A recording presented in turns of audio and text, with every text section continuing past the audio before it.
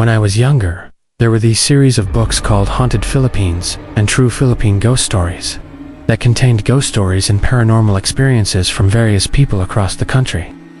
Some stories were in English, while the rest were in Tagalog. They were quick to read and had numerous volumes. Sometimes they even had a section of ghost pictures near the end. You know the kind.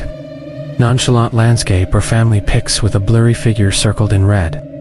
Some of them actually looked convincing and downright creepy. I loved that series, though I should have enjoyed them while they lasted. As of last year, they seem to have been discontinued and are difficult to find in bookstores now. To me, these books were just good entertainment. Growing up in the Philippines provided no shortage of ghost stories and mythical legends. It seemed like everyone had a story to tell, or knew someone who had one. IVA had a handful of relatives in my family who claimed to have had encounters with a ghost, or multo, as we called them in our native tongue. I never thought I'd have my own stories to share, but that quickly changed very recently. My family and I had recently taken a trip back to the Philippines. It was long overdue, as I had not seen my relatives and my home country in several years. It was a bit strange to see all my younger cousins grown up. It was a great experience just to see them all again and spend time with them. On our first week there, we were on our way back to my aunt's house from a long day of shopping when the conversation in the car turned to supernatural occurrences. Our culture is heavy on religion and tradition, and we can be very superstitious at times. There are numerous stories of mythical monsters in Filipino culture, and hearing about them from my parents and relatives only furthered my interest. They included the tikbalang, which was a monster that frequented the forests and the mountains.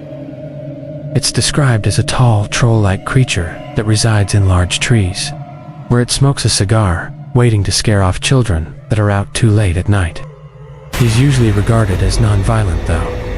Another one is a tiyanak, and they're the stuff of nightmares.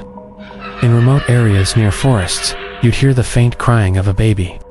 If you followed these sounds deep into the woods, it could lead you to being perpetually lost.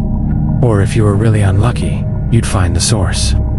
You'd stumble upon what looks like a baby on the ground, but in actuality, it's a small, ghastly creature that will transform and eat you if you got too close. Then there's the aswang, a shapeshifter that feeds on human flesh at night, a specific species of them, called a mananagal, which translates literally to remover, is a particularly terrifying one. By day they are in the form of a regular woman, but by night they feed. They root their legs to the ground as their top half detaches itself, sprouts bat-like wings, and takes flight. They mainly target pregnant women, and they have long vine-like tongues that slither down and eat the fetus as they hover right outside the window. I know, pretty crazy stuff, right?